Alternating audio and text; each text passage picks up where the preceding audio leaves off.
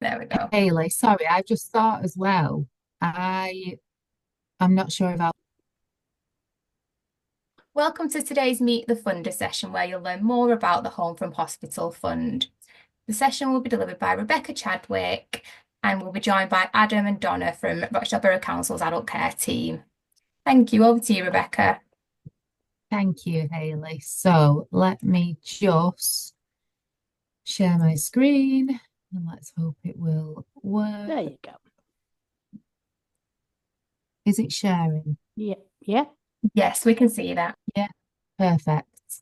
Okay, so I can't see any of you now, so if you need anything, please just shout out, or Hayley will be keeping an eye out as well. So, as Hayley said, welcome to Meet the Funder. So, my name's Rebecca. I am, for people who don't know me, I am the Systems Change Manager for Action Together Rochdale, but I'm on secondment from Action Together Oldham.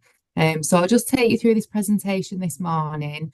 If you've got any questions, we've got time at the end to come to them.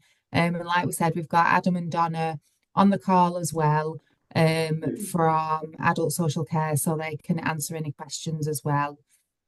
So, just a bit of an introduction. So yeah, this is me, as I just said, and then we have Hayley as well, who is our grants and membership administrator. And we also have Julie on the call as well, who I'll bring in a bit as well. So the Rochdale Communities Fund then is a mutual fund to invest in and strengthen the Rochdale Borough's VCFSE sector. It funds groups and projects which directly benefit local people and communities delivered by VCFSE organisations with roots in the Rochdale Borough. So thanks to funding from the Better Care Fund, Rochdale Borough Council's Adult Social Care team and Action Together are pleased to launch the Home from Hospital Fund to help people stay well at home or recover when they get out of hospital. So this is it's the second round of the fund, but I'll go into a little bit more detail as we go through. So Rochdale Borough Council Social Care Team have received funding to help people stay well at home or recover when they get out of hospital. So when someone's discharged from hospital, they might need support to boost the confidence, avoid being isolated, make sure the home is safe, and practical support like delivering prescriptions or food. So community support can also help people not need to go into hospital in the first Jojo kí ni place. nọ́mbà àwọn ọlọ́pàá yẹn náà? Oh, are we okay? Yeah, all good. Sorry, like I say, I can't see All anybody. good, Rebecca. Sorry. Okay, fab.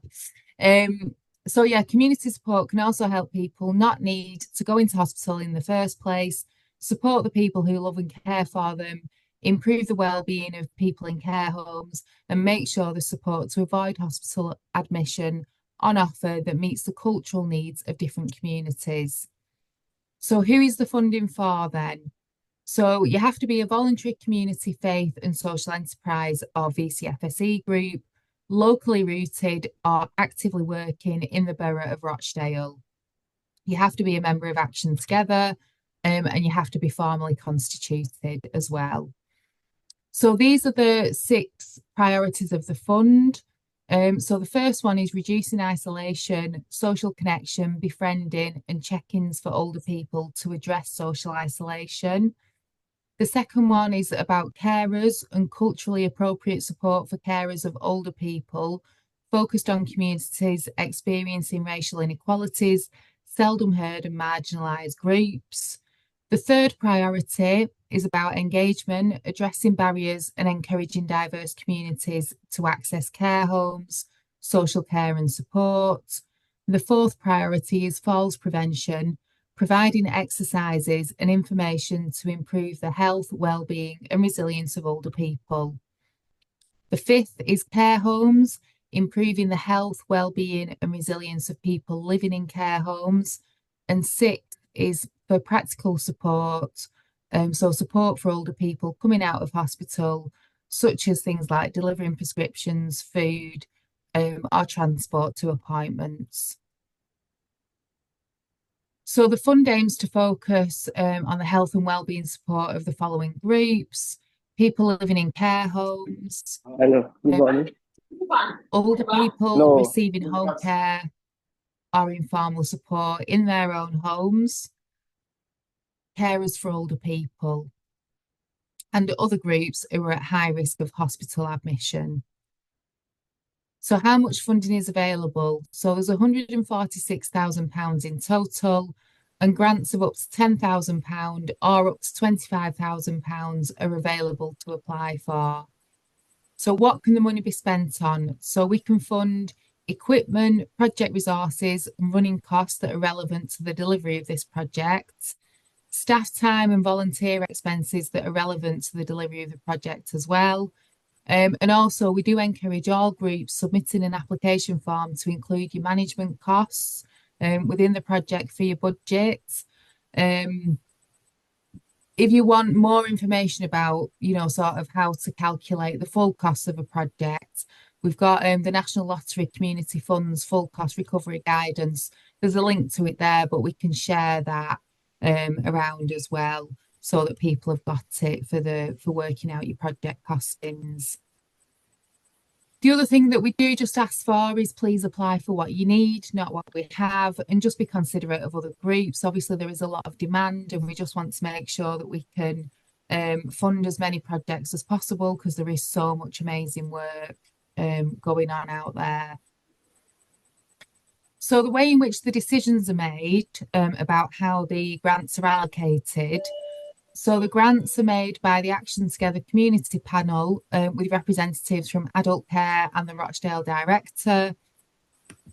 There are some grant agreement conditions in there as well. So that's regular contacts with your community development worker.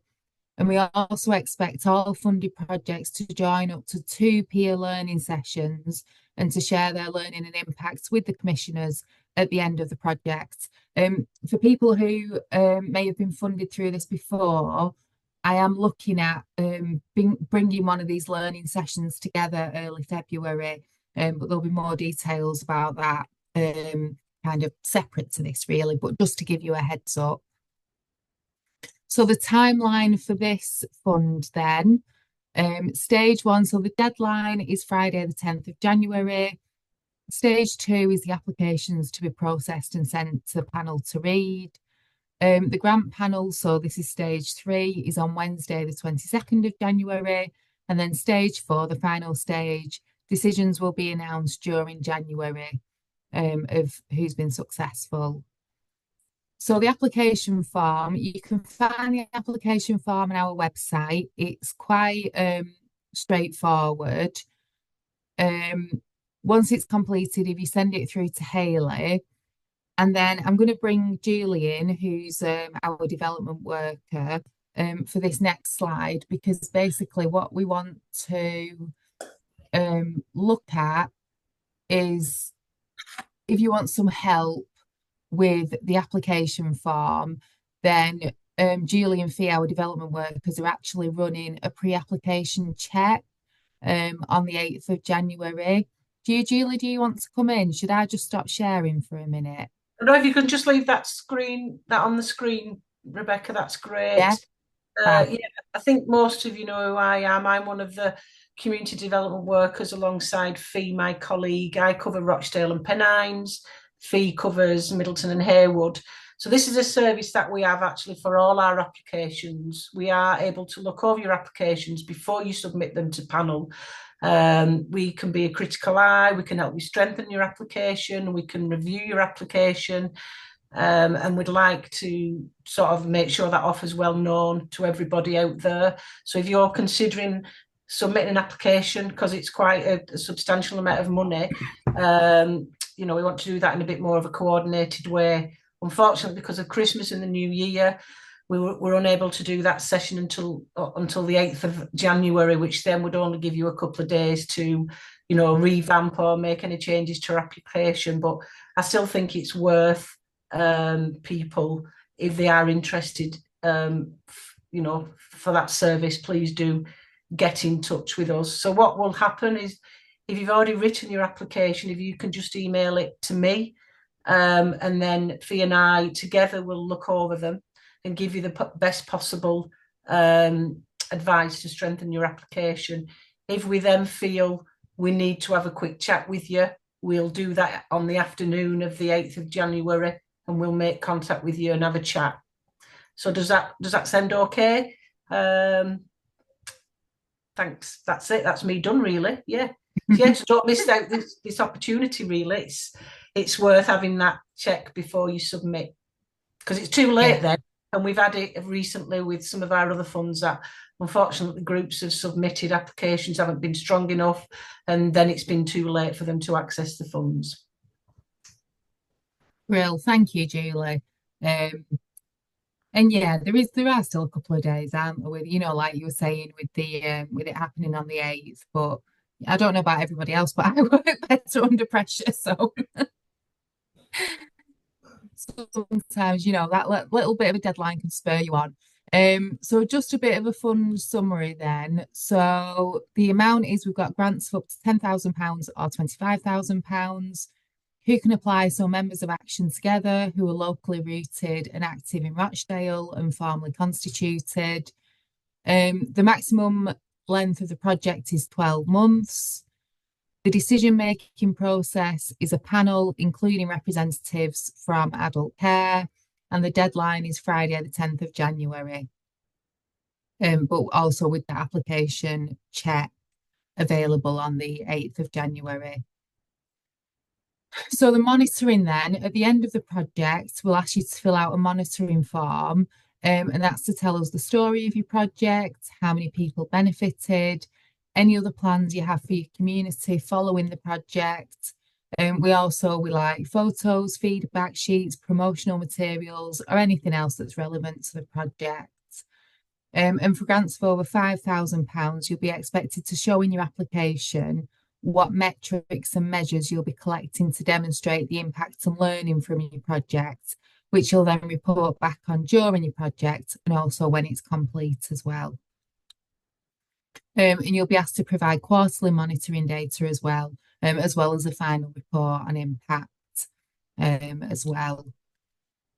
So, like I said previously, this is the second round of this fund. So just to give you a bit of an idea really of who was funded previously. So the Home from Hospital Prevention and Wellbeing Fund, 9 organisations were funded. And then for the Culturally Appropriate Support Fund, 3 organisations were funded. And these were just some of the things, some of the projects that were undertaken. So supporting carers to help ensure that they have everything in place to support the person they care for in the home, and by helping them to continue in their caring role, by aiding with the health and well-being. There's quite a lot there. I won't go through all of them. All of it is on our website as well if you wanted to read a little bit more about them and, you know, just see the projects that happened previously as well. Yeah, sorry, there's the link there as well.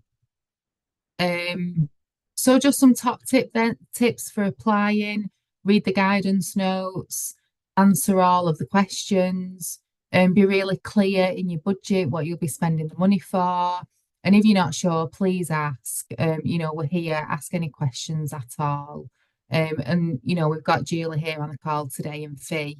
So if you need any support, Julie covers Rochdale and the Pennine areas, and Fee covers Middleton and Haywood. So over to you. I'll stop sharing now, and if anybody wants to come in, Adam, Donna, if you want to say any more about the projects, feel free, or if people have got questions. I'll jump in then. So I want to apologise to everybody because I tried to join and then I did join and I got kicked off the internet. So there's something that the team didn't like, so I've rebooted everything and it seems, hopefully, touch wood, it's working now. So I mean, Matt, you may remember from last time, those that may have bid last time, similar.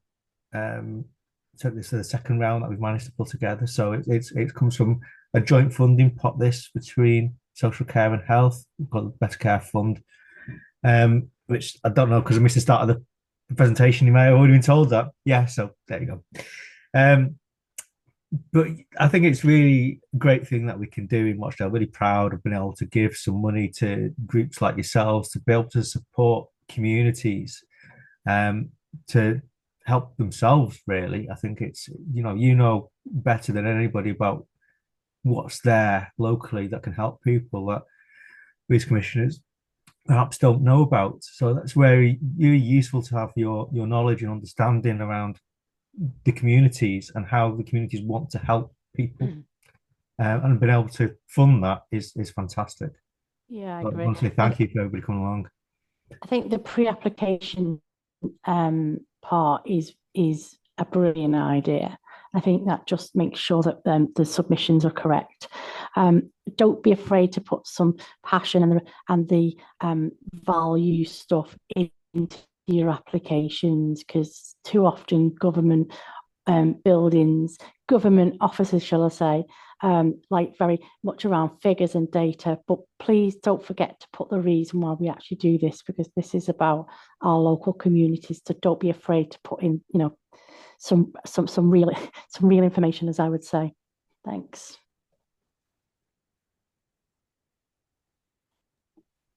Thank you. Has anyone got any questions? Sorry, just to confirm, you don't have to. Sorry, just to confirm, you don't have to have a pre-application check. That offer's just there if you need it. Yeah. Obviously, you can submit your application, don't worry, without that. So I just wanted to make sure that was clear. Thanks. Thank you, Julie. Any? Yeah, sorry, can we ask a question? Sorry, Frank and I are struggling on Zoom and we're trying to find out how to raise our hands, and it's a bit like the Chuckle Brothers to me to you. We're just trying to work out how we're doing that. So apologies. We just wanted to ask a question because the priorities for the grant investment seems to be aimed at older people. And the fund aims to focus on health and well-being for the other areas, so other groups at high risk of hospital admission. Is that aimed at older people still, or is that the wider age population? Adam, do you want to? Yeah, I suppose it's around the Better Care Fund, so it is around dual objectives between NHS, health, and social care. So I guess it's how you put it into that bid, really, is how we're going to meet that objective. I think there's no kind of preconceived, it's got to be older people. It's just that's perhaps where the biggest pressure is over winter. So that's I guess, would be our priority. Yeah, I agree. And also, that's where the bigger pressures are. But yeah, yeah, sorry, Adam. It will include those with learning disabilities as well. I don't know if it's Frank. So, what client group do you support, just for out of interest? The client group that we're currently supporting through the previous fund is hospital discharge and the follow-up support, the more holistic support once people have been discharged. So there's a delayed transfer of care service, which helps to put the practical elements in to support the discharge.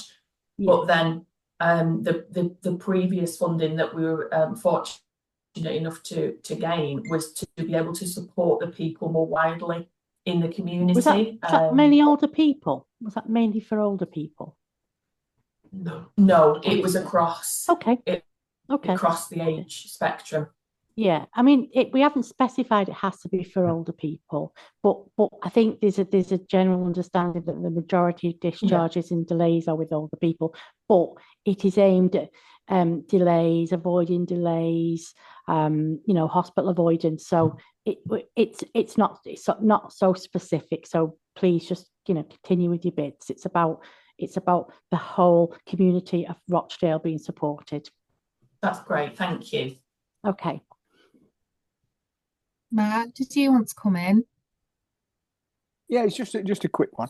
I think in the previous iteration, if you will, one of the issues that was flagged up by, I think, several groups was the lack of connection to the discharge teams to the services. And has there been some sort of work done behind the scenes to sort of help solve that disconnect. So on the panel that we've got, actually, we'll have Shadju, who is, I don't know if you know Shadju, he works for health, he works for the ICB. He's a commissioner in urgent care. So with him being on the panel, he can go from that angle and pull it in to help people understand what it is you're trying to do.